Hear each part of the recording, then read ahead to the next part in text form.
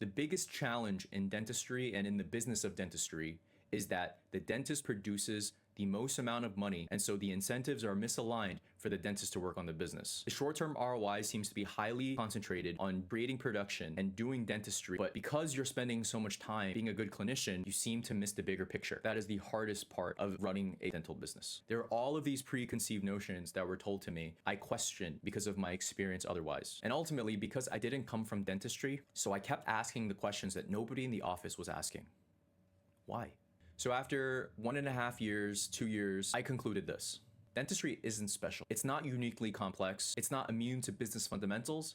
And in all honesty, it's quite simple. It's a service business with great margins, operated by people who are trained to be clinicians and handed a business on the way out the door with no instructions. The reason why most private practices are struggling isn't because the dentist isn't good enough. It's because nobody taught them the game that they're actually supposed to play. And a lot of them have an ego that prevents them from seeing the clear picture. And there are practices that are winning, and they're winning hugely. Whether or not it's a private owner with multiple locations or a DSO with 300, 400, even 1,000 locations like Aspen Dental, they're winning because they understand that they're playing a different game, the business game.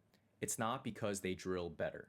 And that's really the thing that I want to talk about with this channel. Not tricks, not hacks, not post more on Instagram, the actual game of business that you're in. The metrics that matter, the systems that will make you stand out and make your life easier to finally get the unspoken promise that you were given when you first entered dentistry. Time freedom, financial freedom. Everything on this channel is going to be built around one core idea. The problem was never your clinical skills. The problem is that you were never taught to think about growth as a system. We're going to talk about new patient acquisition costs, the one number that tells you whether or not your marketing is actually working, your marketing ROI, how much money your patient spends in 30 days, 60 days, 90 days. We're going to talk about front desk conversion, how to speak to patients, how to create a perfect experience starting from the phones. We're going to talk about the invisible leak that's costing most practices $100,000 to $200,000 a year in revenue that they never knew that they even had. We're going to talk about what we can learn from DSOs and large private practices and how solo docs and smaller private practice owners can take those same exact frameworks